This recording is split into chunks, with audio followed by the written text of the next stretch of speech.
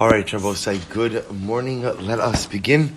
Begin by thanking our sponsors. A new month, Baruch Hashem, and new sponsors. To thank our Talmud Torah sponsors. To thank our Talmud Torah sponsors for the month of Sivan. Naftoli and Chava Tilson, Baruch Hashem from Eretz Yisrael, for dedicating this month of drashas and shiurim with a very beautiful dedication of Aseh L'Charav Uknei L'Chachaver. A thank you to Benjamin Wohl, Naftoli Tilson, thanking his friend Benjamin Wohl, both from Eretz Yisrael, for introducing him to the Daf Yomi shiur.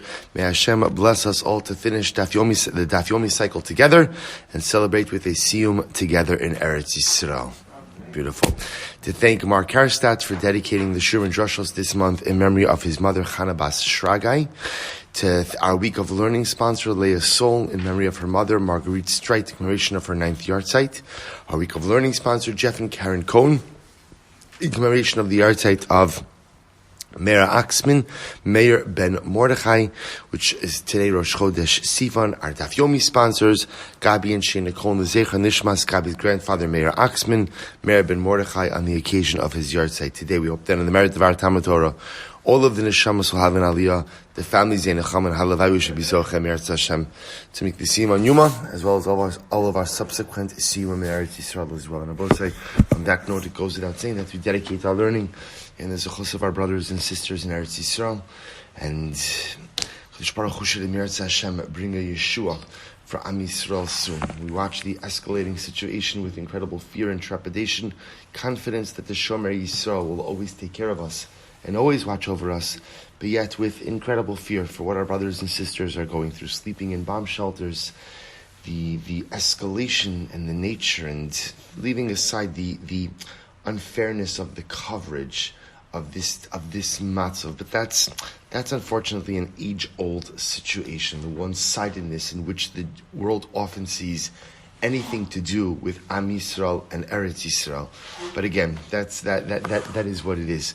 But we just hope we should have to intensify our tefillos, we have to intensify our Talmud Torah, we have to intensify our tzedakah, our ma'asim tovim, our chasadim, and in Meretz Hashem, all that we do, beginning this morning now with learning a daf in the Seches Yoma, should be a schus for our brothers and sisters, should be a schus for the holy soldiers of the IDF, and in Meretz Hashem, Kadosh Baruch Hu should give them success in ultimately bringing this current conflict to an end, and in Meretz Hashem, Halavai, we should be zocha to get to the time where shalom is consistent, ongoing, and eternal.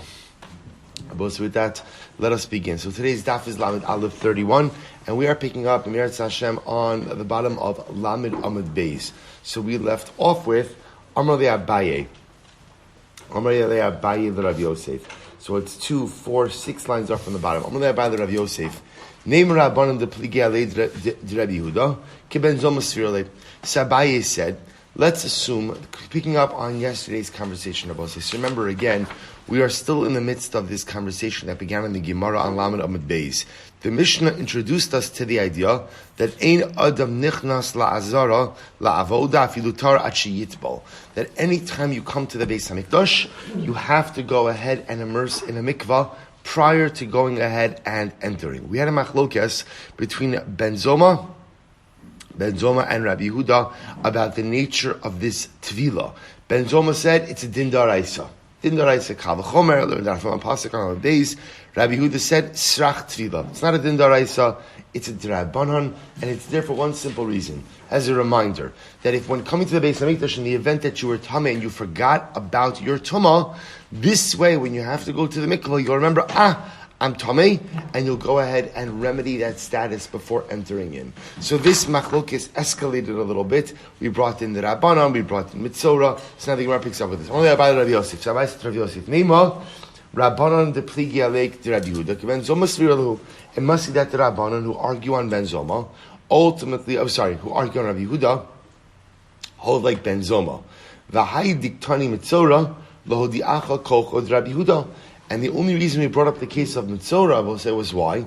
To highlight the strength of the position of Rabbi Yehuda. That according to Rabbi Yehuda, we ended off with this sugya, that according to Rabbi Yehuda, if a Mitzora immersed on day 7, when he shows up day number 8 for the blood application, he doesn't have to immerse again. Even in that case, where what the Gemara called the dayish betuma, where there is an incredible proliferation or an incredible concentration of tuma, even then Rabbi Yehuda would hold that halacha l'maisa, if he immersed on day 7, he need not immerse on day number 8. Amar lei, shiny mitzvah the dayish betuma. It could very well be that mitzvah is different, as we mentioned in yesterday's daf. Why? Because the dayish, he is immersed in tuma. Amar lei Rabbi Yosef, Rabbi says to Rabbi Yosef, Tvilahi, or Tvilazu, Chot Tapav Lamed Aleph, Chotzeitz, O Eino Chotzeitz. Rabbi says, this is very interesting. Let's go with Rabbi Yehuda. So according to Rabbi Yehuda's approach, Rabbi says, remember again, according to Ben Zoma, who holds that this Tvila, the obligation to go ahead and immerse in a mikvah, when you come to the Beis HaMikdash, this obligation is a D'oraisa obligation. So it's a right. It's a real. So according to Ben Zoma, it makes sense that the laws which govern this Tvila, are going to be the general halachos of Tvila. So whatever is in effect by a general immersion in a mikvah will apply there. So for example, one of the key elements of immersion in a mikvah is the absence of a chatzitza. Right? You can't have, when you go to the mikvah, you can't have anything interposing between your flesh and the mikvah. So according to Ben Zoma, when you show up to the Beis HaMikdash and you're going to immerse, you have to check your body for chatzitzos. Here's the shaila. According to Rabbi Yehuda, who holds that this immersion is only what he calls srach tvila. It's only there really as a reminder immersion, that in the event that you were tummy and you forgot about your tumah, this immersion will remind you of your tumah. Do you have to be worried about chatzitza or not? If you're about chatzitza, so the Gemara says, Amalei, to which Rabbi Yehuda would respond, Kol the Tikkun Rabbana, well, this is really Rabbi Yossi was responding, Kol the Tikkun Rabbana Kin D'oraisa Tikkun. Yes, because both say, remember again, in general we have the concept that when the rabbis enact law, so they enact their law to resemble biblical law. So therefore, even if you want to say that this immersion is only rabbinically warranted, it's going to look like a biblical immersion. So just like on a biblical immersion, you have to worry about chatzitza, so too you have to worry about chatzitza as well. Good. Amalei Abayla Rav Yosef. What about bia b'mikzas shma bia olo? So we'll say interesting case over here. What about the following? What happens in the final? So we'll say, so we've established in the Mishnah is that if you want to come into the Beis HaMikdash, you need to go ahead and immerse yourself in the mikvah. What happens if you're not going to bring your entire body into the Azara? Let's say you're just going to extend your arm into the courtyard of the Beis HaMikdash. Does that still require immersion in a mikvah or not? That's what it calls bia b'mikzah shma bia alo. Do we say Rav Rashi shma bia liyan tefila zul tzarch litbal im bala hachnis echad meivarav? So do you have to go ahead and immerse yourself in the mikvah if your only intention is to immerse is to enter part of your body into the Beis HaMikdash compound? So the Gemara says Amrlei Bahonos yochichu shin bia b'mikzas v'tana mitzara tova va'omid r'shani kanar. So we'll say, well, the truth is that's an easy one, because the raya to that case is what? Mitzora. What happens with the mitzora? The mitzora was just on yesterday's daf. He stands by Shar Nikanor, right on the eastern side of the Beis HaMikdash. He stands by Shar Nikanor, and the only thing he does is what? Extends parts of his body inside in order to have the blood application. And yet what? He is mandated to immerse. So you see from here that even going ahead and entering part of your body into the Beis HaMikdash compound would trigger this obligation for Tevila. So Ibaylahu, so we'll say along the same line the Gemara says, so let me ask a different question. Ibaylahu, Ma'u sheye aseh sakin aruka v'yishchot. So let's listen to this interesting case. Can you go ahead and make a long knife and essentially shecht the carbon from outside of the Beis HaMikdash? So we'll say, look at Rashi for just a moment. Ma'u sheye aseh sakin aruka is an interesting case. Lifter asa min tefillah. So we'll say some people really don't like the mikvah. So I say to myself, you know what? In order to avoid the mikvah, what am I going to do? I'm going to go and make a very long knife, and essentially I'm going to stand outside of the Beis HaMikdash compound and shech the animal inside the Beis HaMikdash through using a very, very long knife. So the shaila is, if I do that, can that go ahead and avoid the need for immersion in the mikvah? Look at Rashi. Rashi says, Maushi aseh sakin aruka, lifter atzam min atvila. My goal over here is I just want to avoid going to the mikvah. V'yamor chutz la'azara. I'm going to stand outside of the courtyard of the Beis Hamikdash. V'yoshit yado lifnim v'yishchot, and I'll extend my hand inward. Now, when I say I'm going to extend my hand inward, I'm not really extending my hand inward. I'm extending the knife inward, right? So my whole body is going to be outside of the Beis Hamikdash.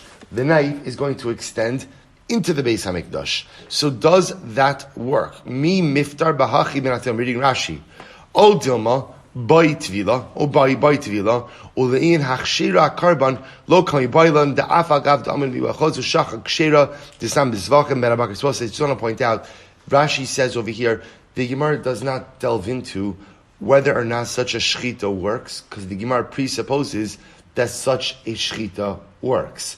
Right? So apparently, again, he quotes over here the Gemara Masechet Zvachim. The Gemara tells us that halacha l'maisa, it works to go ahead and stand outside of the Beis Hamikdash with a very long knife and shecht inside of the Beis Hamikdash. So what the Gemara is asking over here is lagabe the tvila. Does it work to avoid the tvila if I go ahead and I stand outside with a very long knife? Do I have to be tovel or not? What's the shaila? So the Gemara says tibay le benzoma, tibay le rabbanan. I will say this is a shaila both according to the rabbanan and benzoma. The pliga Rabbi Yehuda. Listen to this. Why? So tibay le benzoma. Supposed to remember again. Benzoma's position is that this is a mandated tevila, right? That this is an absolute obligatory tevila. So Benzoma will say like this: Ad kan lo mechaye Benzoma ela legavai, aval lebrailo. On one hand, I can say, look, Benzoma only required immersion in the mikvah when you're inside, when you're entering into the Beis Hamikdash. Are you entering into the Beis Hamikdash in this case? No. We'll say, again, it's very clear. I'm standing outside. I have a very long knife. I'm standing outside. Benzoma only required the tefillah when you enter inside. Oh, Dilma, the other possibility is, according to Benzoma, will say, no, you'll still have to go to the mikvah. Why? Asilem shuche.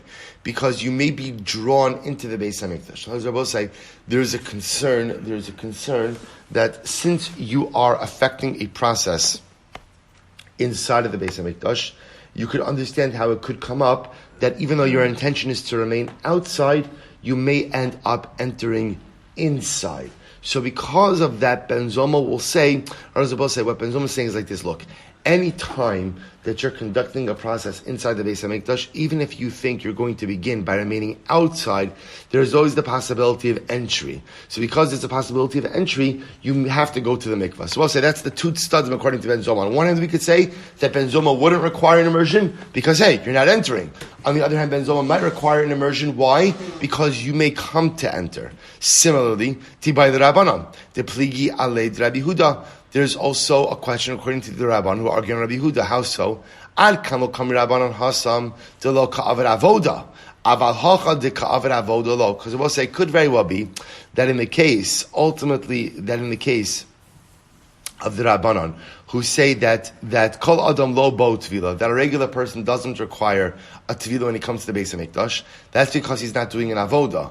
However, again, aval hacha de ka'aver avoda, but here the individual is doing shchita, and maybe since shchita is occurring, halacha l'maisi, he should have to go to the mikvah. Oh, dilma loshna, or perhaps it makes no difference. Perhaps it makes no difference, and tvila should not be required. To which the Gemara answers, teku.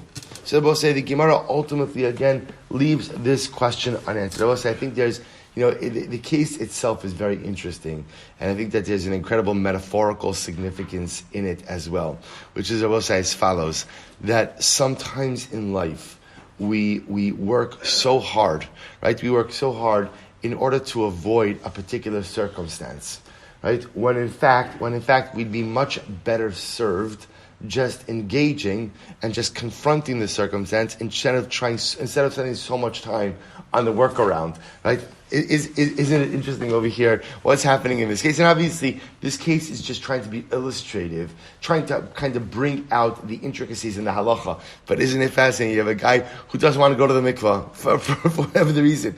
So he's constructing a long knife. And the shayla is, all of this doesn't work. And I will say, so many times in life, there's an issue. I don't want to engage in the issue. So what do? I construct a long knife. Right? I'll use every single workaround in the world to avoid confronting the issue, to avoid the tefillah. The tefillah, right? The tefillah is the metaphor for the issue. So I'll do everything and everything.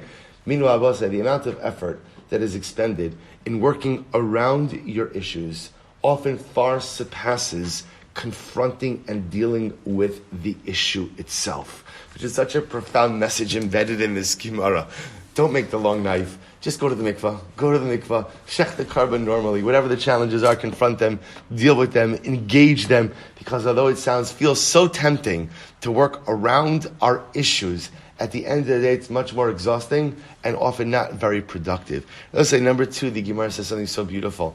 This lashon of asilam shuche, right? The concern that even according to Ben Zoma, even if now you're going ahead and standing outside, what's Ben Zoma concerned about? One possibility is you may be drawn inside. See, Rabbi, you have to understand something. So the Jew is naturally drawn to Kedusha. You see, we are innately and inherently holy. Holiness is not something we have to find. It's not something we have to acquire. It's not something we have to discover. Holiness, by definition, is who and what we are. So when you're standing outside the Beis HaMikdash, the most natural thing to occur is to be drawn in.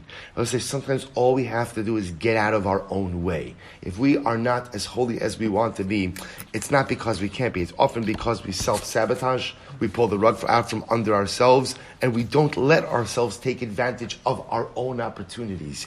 The Jew, by definition, is drawn to Kedusha. Asilam shuchei. We just have to get out of our own way. So we'll say the Gemara goes weiter. So I just want to point out, before we go on, how do we paskin over here? Because now we get into a new sugya, which is really exciting. So how do we paskin over here? So we'll say, so the Mishnah told us that when you come into the Beis HaMikdash, you have to go to the mikvah. So machlokes as to what's the nature of that immersion. So the Rambam in Hilchos Bias HaMikdash, Parakei Halacha Dalet, writes as follows. Rambam says, Zeh klal hayeh b'mikdash. Ein adam nichnas la'azara la'avoda, afa pishu tar ad shetovel. A person cannot enter for the avoda, even if he is tar, until he goes to the mikvah. So we'll say, if you notice, Lashon of the Rambam is very important, which is, if I am tahar, I'm a regular guy, I'm a regular Yisrael, I'm coming to the Beis HaMikdash, I know that I'm tar. Is there a need for immersion in mikvah? No, that's how the Rambam is asking. That by itself is not a need, ultimately, again, for... Is it good to go to the mikvah? Of course. And probably historically, was it done just as like a preventative measure? Most probably, especially given the number of mikvahos that they've unearthed in the proximity of Harabayis. But Lamaisa, the Rambam writes that the only time there's an obligation to go to the mikvah when coming to the Beis HaMikdash is when nichnas la'azara la'avoda. When you're a Kohen. So pretty much any Kohen who's showing up for work, even if the Kohen knows with absolute certainty, I'm tahar, it's not a shayla, he's still obligated to immerse in the mikvah. That's how the Rambam paskins. So we'll say, let's go weiter.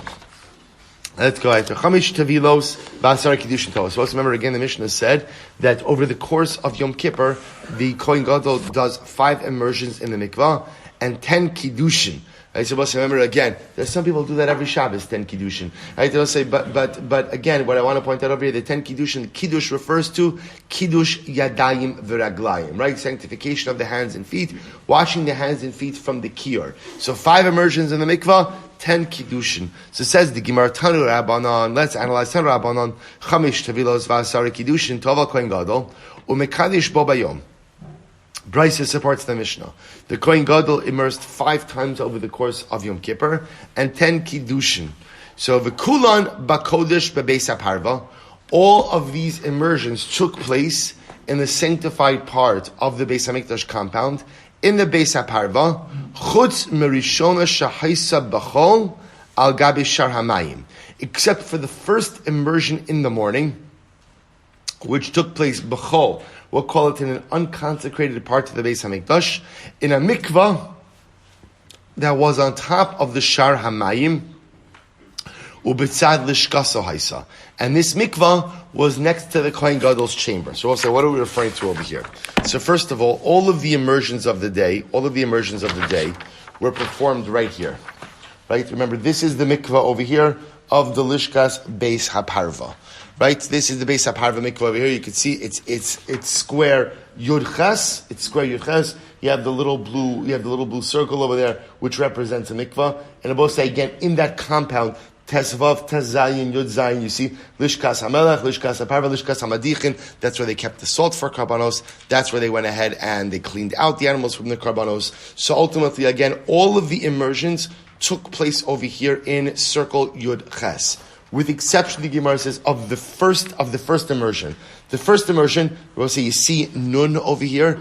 Nun is Shar Hamayim, the water gate. Remember again, Abosai, we call this the water gate. Why? The Gemara said before, because on Sukkis, this is where they would bring in the water for the Nisuch Hamayim. So if you notice over here, right by where it says Nun Beis, there's another little circle. That little circle is the Hamikva Shalgabe Shamayim. That is the circle over here. Now, both say, interestingly enough, and you can see this mikvah was in an unconsecrated part of the base of the Both say, the way you can see it is, you see that there's a black line that runs along the perimeter over here. That black line is the border, is the wall of the Beis HaMikdash proper. So if you notice again, the mikvah of the Beis HaParva is inside of the Beis HaMikdash compound, and ultimately again, and the mikvah of the Sharamayim is outside of the black line. So that's what it means when it says that the mikvah of the Beis HaMayim was outside of the Kodesh. Now what's interesting to note is as follows. It says that the mikvah in the Lishkas Hamayim was next to the chamber of the Kohen Gadol. Then I will say, remember again, what's in Nun Aleph? Nun Aleph is Lishkas Beis Avatinas. Remember again, I will say, what happened in Lishkas Beis Avatinas? What happened there? Ketores, excellent. So we'll say, if you remember again, we had before, the Lishkas Beis Avatinas was also called the chamber of the Kohen Gadol. Right? You remember again, essentially, we spoke about this, so we'll say that the Kohen Gadol has two chambers, the Lishkas Parhedrin, Lishkas Beis Avatina. So that's what it means when it says that the mikvah in the Shar Hamayim, which is again Nun Beis, is right next to the Kohen Gadol's chamber, which is the Lishkas Avatinas. Good. Says the Gemara, Amar Abai Shmamina. So we'll say this is fascinating. What do you see from here? You see from here that Ein Eitam. That I both say, here's what's interesting. Where did these rooftop mikvahs get their water from? So it'd be tempting to say rainwater. What's the problem? Not a lot of rain in Eretz Yisrael. Right? And again, even if that works for the winter months, right, it's not really going to work. So we'll say, interestingly enough, the mikvahos were fed from a natural spring called Ein Eitam, the Eitam spring. So the Gemara says something very interesting. The Gemara says, you see from this Gemara Shmamina, Ein Eitam Gava Mikarka Azar Shloshim Esrim V'Shalosh Amos. You see from here that the Ein Eitam spring must have been 23 amos above ground level. And really what it means is 23 amos above the ground level of the Harabayas. That's really what it means. Because I will say, remember again, water flows down. So if that spring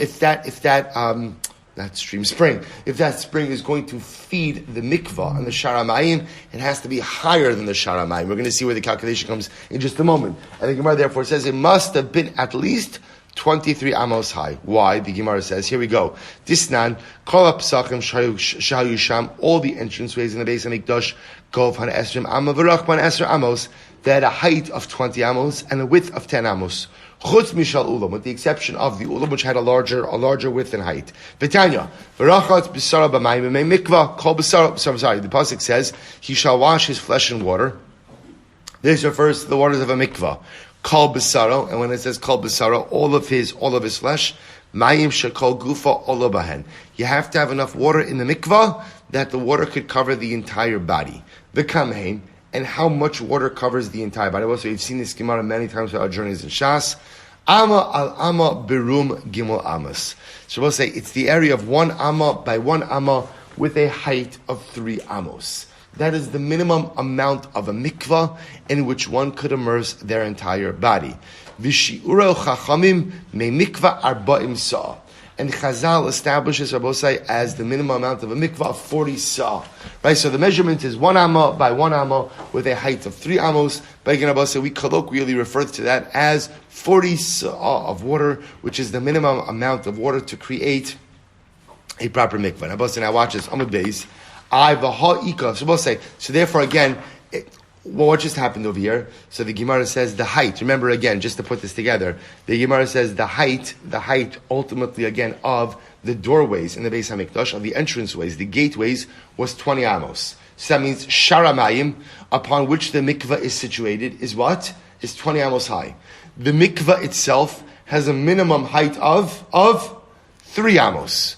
20 plus 3 is 23. Excellent. Good. And therefore what? I need the water source to be higher than the mikvah, which just means that ein eitam must be at least 23 amos high from the ground of the harabayis in order for the water to flow from the ein eitam into the mikvah. Good. That's the simple math. So the Gemara says, 1 second. V'ha'ika ama tikra v'ama ma'aziva. But 1 second, I'm both saying, even if you want to say that the height of the gate, ultimately again of the Beis Hamikdash or the Shar Mayim was 20 amos, what about the amma, the thickness of the ceiling?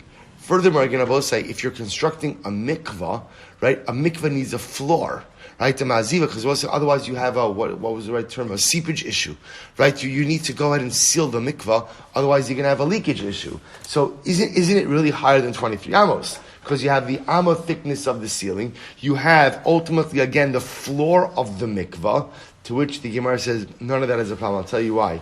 Sharim de Beis Hamikdash kevan deshishaninu b'mashu avdilahu. See, they're both saying the ceiling and the floor really were one and the same, because lamaisa again the gateways of the Beis Hamikdash were made of marble. Marble doesn't absorb water. So because it doesn't absorb, ultimately, again, you didn't have to construct a separate ceiling and a separate floor, but rather, again, the small marble top or the thin marble top of the gate was enough to serve as the ceiling and ultimately as the floor of the mikvah. But 1 second, okay, maybe that's true, but lamaisa at the end of the day, there is still going to be a little bit. In other words, also when you tell me that the gateway is 20 amos high, there is still a little bit of space, an additional space, which represents either the thickness of the ceiling or part of the floor of the mikvah.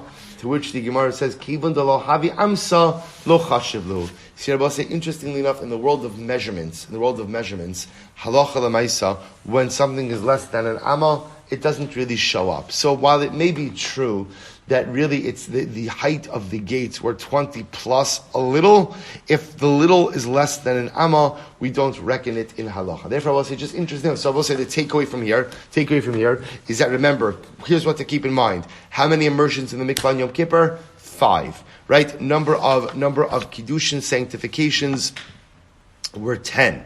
All of the immersions in the mikvah were generally done by the mikvah, by the Beis HaParva. Right, which again I will say, the mikvah and the Beis HaParva, if you're following along on the key that we're using over here or on the map we're using over here, is circle Yud Ches. Everything is done here, with the exception of the first immersion, which is done here by the Shar Hamayim. Right, and again, difference between the mikvah and the Beis HaParva, mikvah and the Shar Hamayim. Beis HaParva is in the Kodesh, right? Shar Hamayim, mikvah and the Shar Hamayim is in the Chol.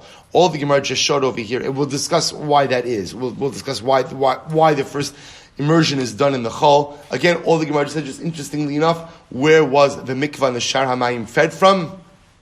The Ein Eitam spring, or the spring of Eitam. And all the Gemara just pointed out is that the spring of Eitam must have been at least 23 amos of elevation above the floor of the harabayis in order for the water to flow down into the harabayis. Incredible. Says the Gemara. Let's go back there. Says the Gemara, Parsu Sadin Shalbot. So we'll say, so remember again, the Mishnah said that when the Kohen Gadol would immerse, so they would spread out a sheet of linen in front of him. We'll say, remember again, this was to give him privacy, because remember again, people were there, right? People, even though, this is interesting, we're going to see this in the Gemara, even though there is no obligation of Aliyah L'Regel on Yom Kippur, we will see the Beis Hamikdash was packed on Yom Kippur. So to give the Kohen Gadol privacy, also from his fellow Kohanim, they would go ahead and put a sheet of linen to shield him. Ma'ishna shabutz. So why linen? I was about to say, if the goal is privacy, who cares what the sheet is made of? To which the Gemara says, "Kedam Rav Kana kedei sheyakir shavodas hayom bebig debutz." Kachanami kedei sheyakir shavodas hayom bebig debutz. Because we'll say, interestingly enough, the linen sheet was a reminder that the avodah of Yom Kippur was performed in simple linen clothing. Remember, again, I will say, as opposed to the rest of the year, where the Kohen Gadol wore special begadim, big day zav, gold investments that were unique to the Kohen Gadol, the avodah of Yom Kippur was done ultimately again with big day boots, or what we call big day lavan, simple linen clothing. So as a reminder, the sheet that they used to shield him for privacy purposes was made of linen as well. Incredible. So the Gemara goes out. What's a Mishnah? Here we go. Parshas says these are very exciting Mishnahs because literally, again, you just have to make sure to chazer this prior to Yom Kippur, because the truth is, I would venture to say that for many of us, one of the hardest parts of Yom Kippur davening is Musaf, and particularly again the Avoda section of Musaf. Right? Because again, first of all, generally we're most tired during that time, and also because it goes quickly and it's hard to hold cup. But I just want to point out to say that by the time Yom Kippur comes this year, we'll be very well versed in the Avoda. It's going to be very exciting to Miras Hashem, be in the Beis HaMikdash this year, davening Musaf, watching the Kohen Gadol doing all of this, and we're going to know exactly what he's doing, where he's doing, when he's doing it. Incredible. Miras Hashem. Says the Mishnah, Pashat Yarad V'Taval. Kohen Gadol undresses. He goes down, v'taval, and he immerses in the mikvah. Allah v'nestapeg, he comes out, he dries off. It's interesting. Rashi says over here, nestapeg, mis'atev ba'alon tishal beged, lispog ma'im shal b'sarav v'nestapeg v'neskanech. How does he dry himself? He wraps himself in a very large towel. Hiviyalo big day zav, they bring him the golden clothing. Now also remember again, golden clothing, what did we just get finished saying? We just got finished saying it doesn't wear golden clothing. So let's just remember again, this is for the Karban Tamid. The only time the Kohen Gadol doesn't wear golden clothing, meaning the big day lavan, the big day boots, the linen clothing, is for the Avodah of Yom Kippur.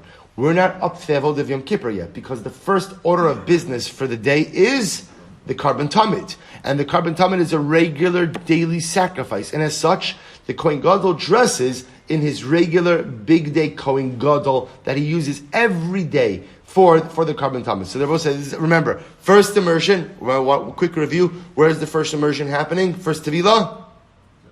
Sharamayim, right? Sharamayim. So he goes down, he immerses, he dries off, they bring him the big day Zav. V'lavash, he goes in and gets dressed. V'kidish yadav raglav. So this is very interesting.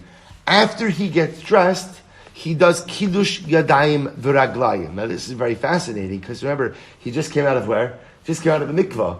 Yet again, after dressing, he goes ahead and puts on, he does kiddush yadayim v'raglayim. So the Gemara says, Heviu lo as hatamid. So then they bring in the Karban Tamid. Rashi said, okay, fine. So we'll go at this. The Gemara says, Heviu lo as hatamid. They bring in the Karban Tamid. Kartzo. We'll say kartzo, we saw this already before. Kartzo means he begins the incision, or he begins the cut. In other words, he shechts, but only pretty much does the bare minimum of the shechita. And then hands off the knife to another Kohen to finish up the shechita. Umerik acher shechita al yado. And ultimately, again, then another Kohen finishes up the shechita. Kibel as Adam. We'll say, because remember, why does that have to happen this way? Because we'll say, remember again, the avoda of Yom Kippur, including the Tamid, which is not really part of Yom Kippur, but the avoda of the day, everything has to be done by the Kohen Gadol. Well, remember again, which means the Kohen Gadol has to do the Kabbalah. He has to receive the blood also. Well, you can't shecht and do Kabbalah at the same time. So he does the shechita, the minimum of the shechita, then pretty much quickly hands over the knife to another Kohen to finish up the shechita, and the Kohen Gadol then immediately goes ahead and launches into the Kabbalah. Right? He receives the blood. So we're going to see, by the way, how this works. Because one of the things you can't do in shechita, I will say, is there are 5 psulim in shechita. One of the things that invalidates shechita is called shehiyah. Right? If you begin shechita, then stop, and then continue, ultimately that invalidates the shechita. And the reason for that is the concern is that if halacha l'maaseh you stop, the animal will struggle and may end up tearing the simanim on its own without shechita, which would render the animal ultimately a nevela. So how this works, we'll discuss. In any event, the Gemara says as follows. It's not really a shalom, because remember again, the ikar of shechita is you have to shecht rov shnayim. You have to shecht the majority of 2 simanim. So the Kohen Gadol would do that, but he would just do the bare minimum, then he would immediately hand it over, go do the Kabbalah, Kibel as Adam, Vizarko. Then he would go ahead and do Zrika. Nichnas lahaktir, we'll say after, so now Karban Tamid is done. After that, Nichnas lahaktir Ketorah shel Shachar, Uleheitiv es Haneros. He then went in to offer up the morning Ketoras, and to go ahead, Uleheitiv es Haneros, and to go ahead and arrange the menorah. So remember, we spoke about this extensively before, right? To clean out the ash and to go ahead and arrange the menorah for that day's hadlaka. Then after that, ula hakri v'esharosh v'esaivarim. Now, most remember again, we've seen, that by the carbon tamid, after you shecht and dismember the animal, so the head and the limbs are placed on the ramp. After the Kohen Gadol finishes taking care of the menorah, so remember again, Abosai, he does, right? First tamid, goes out after the tamid goes in to offer up the ketores. After that, goes ahead and arranges the menorah. After that, goes to the ramp and now takes the sacrificial pieces, the rosh, the head, and the rest of the limbs, and takes them up the mizbeach. Chavitin, Abosai, first the minchas, chavitin, the special mincha offering, the es hayayin, and ultimately again the wine libations. So that was all done afterwards. Kitoris shal shachar, haisa kriva bein dam leivarim. So we'll say in the morning, kitoris was offered up between the sprinkling of the blood, the zrika, and the bringing up of the sacrificial pieces from the ramp to the top of the mizbeach. That's what we just saw in the Mishnah. Because remember again, the order was shchita of the tamid, then zrika. Then after zrika, you go in and you do kitoris, arrange the menorah, and then bring up the sacrificial pieces. So in the morning, ketoris was done in between zrika and the bringing up of the limbs. Shabin arbayim, but I will say, interestingly enough, when it comes to the ketoris of the afternoon, because remember, ketoris is offered up twice a day, the ketoris of the afternoon, bein evarim linesachim. In the afternoon, ketoris was offered up in between the bringing up of the limbs and the nesachim, and the wine libations. Im haya kohen gadol zakino istinin. So I'll say, interestingly enough, we're jumping back a little bit now to the immersion in the mikvah.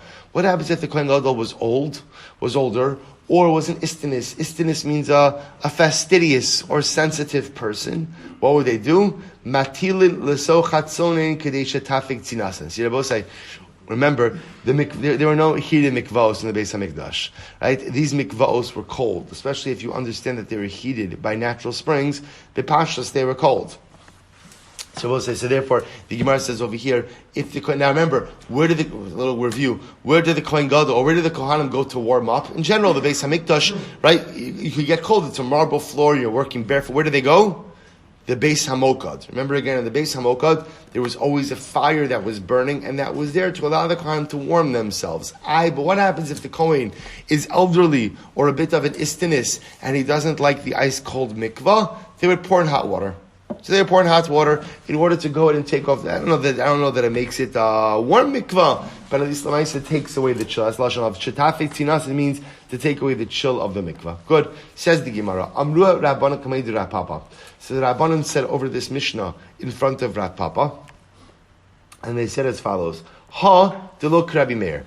We'll say this. Our Mishnah does not reflect the view of Rabbi Meir. Why not? So we'll say what's interesting in our Mishnah is as follows. If you take a look the way the Mishnah reads, by the first immersion, there was only one kiddush, right? Only one kiddush yadayim v'raglayim. Remember, you're going to say, what was the order? He goes to the mikvah, first immersion. Again, one more time. Done where? Sharamayim. Right? Remember, what did the Mishnah say? He goes to the mikvah, puts on his gold clothing, because remember again, right now it's going to be a quote-unquote regular service of the Talmud, puts on his golden clothing, and then the Mishnah says, after he puts on the golden clothing, he does Kiddush Yadayim V'Raglayim. Now both say, so therefore the Gemara says, that's fine, but just know that our Mishnah does not reflect the view of Rabbi Meir. Because what does Rabbi Meir hold? The Rabbi Meir, Kevan da Amr Trei Kiddushe Alavisha Avad Lahu, Hachanami the Avad Trei Kiddushe Alavisha. Because what Rabbi Meir holds that Halacha Lamaisa, there are always two sanctifications done with every change of clothing. There's always two kiddush yadayim v'raglayim done with any change of clothing. Look at Rashi just a moment. Look at Rabbi Meir. Rashi says, "De palig b'masnisin b'tvila shniya adrabanan she'makdimin kiddush l'pshita v'hu hektiv pshita l'kiddush." So we'll say we're going to see a little bit later on. Actually, in just 2 days from now, there's Machlokes Rabbi Meir and the Rabbanan about when you do Kiddush Raglayim. Is it before you take off the clothing, after you take off the clothing? Okay, either way. Rabbi Meir Omer, Pashat v'Kiddush. Rabbi Meir says first you remove the clothing and then do Kiddush Raglayim. V'shamina minei v'sfira leid d'shnei Kiddush and shutzar hakosov bein beged lebeged kidiyalav v'kaman tarai mishum levishas begad hamischal v'ntachas harishonim v'dikayim masnis and lav kaval seitinan di Rabbi Meir b'tfil rishon and namini by trei Kiddushay da big day kodesh who bought Lilbo. So we'll say, listen to this. According to Rabbi Meir, there really should be 2 acts of Kiddush Yadayim V'Raglayim. So we're going to see exactly when Rabbi Meir would require the second one, but I will say the Pashtos, it should be according to Rabbi Meir, perhaps after taking off the big day chol, there should be Kiddush Yadayim V'Raglayim, and then immersion in the mikvah, then getting dressed, and then Kiddush Yadayim V'Raglayim again. Either way, we're going to see the exact order, but Rabbi Meir generally requires 2 Kiddushin whenever there is a change of clothing. So the Gemara says, Amar lu Rav Papa, ben Rabbanan ben Rabbi Meir, Chad apshita, the big day kodesh, v'chad alabisha. The truth is, Rav Papa says, to be very honest, both according to Rabbi Meir and the Rabbanan, you always require 2 kiddushin. 1 apshita, 1 when you take off big day kodesh, and 1 when you put on new big day kodesh. Every time you take off big day kodesh, there's kiddush yadayim v'raglayim, and every time you put on new big day kodesh, there is kiddush yadayim v'raglayim. So the Gemara says, "V'halcha b'halka meflagi." So what are they arguing about over here? As follows, we'll say, "Upashat v'rachat v'lovash." Right? We'll say the pasuk spells out a process. It says he will remove the clothing, v'rachat he will wash, and then he will get dressed again. Rabbi Meir holds makish pshita l'levisha. We go ahead and we equate the undressing with the dressing. Ma levisha lovesh va'achar kach mekadesh. Just like I will say, by dressing, everyone agrees that first you put on the big day kodesh, then you do kiddush yadayim v'raglayim. Af pshita. So too by undressing, poshet va'achar kach mekadesh. You undress and then you go ahead and you do kiddush yadayim v'raglayim. For Rabbanan, on the other hand, hold no. Makish pshita levisha. They equate undressing with dressing. Malavisha kishulavush mekadesh. Just like by levisha, when he is dressed, he does kiddush raglayim. Af pshita. So do before he undresses, kishulavush mekadesh. While he's still dressed, before he undresses, he does kiddush raglayim. So we'll say, see what's happening over here? Everyone agrees on the second part, right? The second part is, once you put on the new big day kodesh, ultimately, again, you have to go ahead and sanctify your hands and feet. The machlokes is when you're changing out of the clothing, does the kiddush yadayim v'raglayim happen before you change, before you undress, or after you undress? According to the Rabbanan, ultimately, again, it's going to be before you undress. According to Rabbi Meir, it's going to be after you undress. So the Gemara says, "Av pshita kishulav b'shmakadesh." Amar Rabbanan the Rav Papa. So the Rabbanan said to Rav Papa, "Umi matis amrit hachi." Is that true? Vatanya, we learned. Uparsus sadin shalbutz beino lebein ha'am.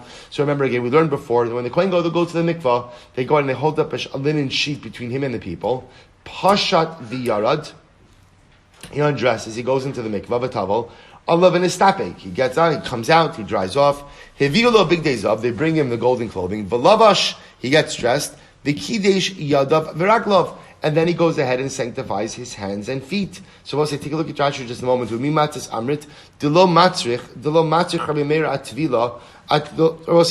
stop over here for today. We'll have to pick up with this. So again, I just want to point out what we're leaving off with. So the Gemara is intrigued by this idea. And we'll say, just to understand, if you notice, the way the Mishnah outlines the process is that when the Kohen Gadol goes to the mikvah the first time, it says he undresses. What there is no mention of is kiddush yadayim v'raglayim when he undresses. So the Gemara is just going to try to understand what does that mean. Does that mean the Mishnah doesn't reflect the view of Rabbi Meir or not? To which the Gemara now is at the point where it says no. Everyone agrees that when you undress and then you subsequently dress, there is a kiddush yadayim v'raglayim associated with undressing and a kiddush yadayim v'raglayim associated with dressing. What's the machlokes? The machlokes is when the kiddush yadayim v'raglayim occurs. Does it occur before you undress, or does it occur after you undress? How we plug that back into the Mishnah, Emir Hashem, to be seen tomorrow. Shkach Abosai.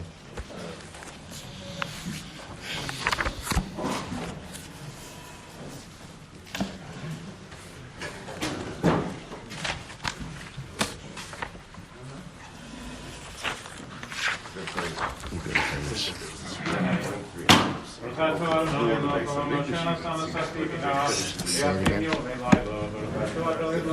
A Mayim's 23 hours brought before the base of English they finish.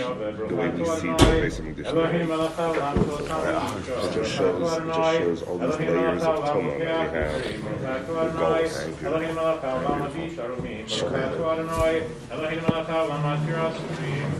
Baruch Adonai Elohim melech haolam zokeh ketufim.